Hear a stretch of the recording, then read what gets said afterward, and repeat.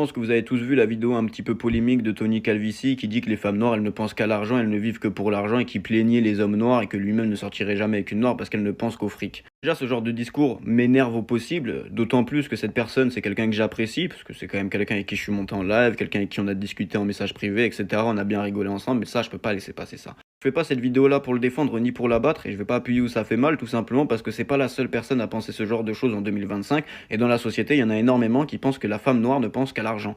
Déjà, on peut parler d'expérience personnelle. Mon ex-copine avec qui j'attends un enfant, c'est une Ivoirienne béninoise. Voilà. Donc, elle est noire. Voilà. Elle est pas blanche. Clairement, je suis pas à plaindre. Donc, je pouvais payer un petit peu tout et n'importe quoi à mon ex-copine. Et même à l'heure actuelle, vu qu'on a un enfant ensemble, je pourrais lui payer tout et n'importe quoi.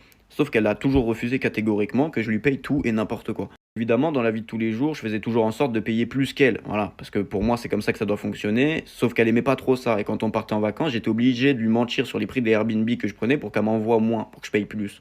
Je vous ai toujours dit, ça n'a jamais été un secret, je suis beaucoup plus attiré par les femmes noires que par les femmes d'une autre couleur de peau. Voilà. Je sais pas pourquoi, c'est comme ça, c'est pas ma faute, c'est peut-être mon ADN, ma génétique, mon faciès, je sais pas. Dans ma vie, j'ai beaucoup plus côtoyé intimement des femmes noires que des femmes blanches, des femmes maghrébines, des femmes asiatiques, des femmes latinas, etc. Même si j'ai côtoyé un petit peu de tout, je vous ai déjà parlé de mon problème de fornication dans le passé. Un constat à mettre en place, les femmes qui pensent le plus à l'argent, c'est pas les noirs.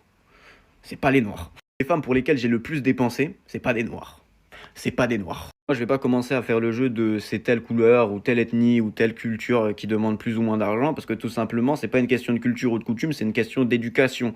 D'éducation financière et d'éducation tout court. Je suis né, j'ai grandi et j'ai été éduqué dans une grande précarité. Je me suis développé dans une grande précarité au point où quand j'ai commencé à avoir pas mal d'argent, j'ai claqué comme un gros con. Je me suis éduqué financièrement, je fais attention à l'argent. Donc quand je dépense, je sais pourquoi je dépense. Donc, la majorité des femmes dans la société qui vont dire oui, tu dois me payer ça, ça, ci, ça, sans réfléchir à combien ça coûte réellement, sont des gens qui n'ont pas d'éducation financière. Et là, il y a deux options possibles. Soit elles ont grandi dans une grande précarité comme moi, elles se sont développées dans cette grande précarité-là, et quand elles ont commencé à connaître l'argent, elles n'ont pas eu l'éducation financière suffisante. Soit, depuis qu'elles sont nées, elles ont tout ce qu'elles veulent. Et ça, c'est pas normal non plus. Il y a une deuxième problématique à prendre en compte, c'est les hommes.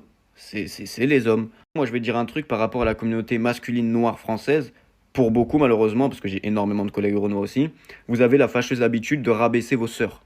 Vos sœurs noires, vous avez la fâcheuse habitude de les rabaisser, dire qu'elles pensent qu'à l'argent, elles n'ont pas des vrais cheveux, elles se lissent les cheveux, vous préférez une blanche, etc. J'ai entendu beaucoup trop ce genre de propos, et même sur les réseaux sociaux. Et ce n'est pas normal. Et à cause de ce genre de propos, forcément, ben, elles deviennent comme ça, certaines. C'est obligé. Un exemple concret, tu prends un enfant qui est en train de se construire, tous les jours tu lui rabâches la même chose, c'est une merde, il est moche, il va rien faire dans sa vie, il va pas réussir. Il aura pas confiance en lui quand il sera adulte, il aura rien fait, il aura rien tenté et la majorité des choses dans lesquelles il aura fait des choses, il va échouer. Tout simplement parce que depuis vous l'avez éduqué à échouer et à être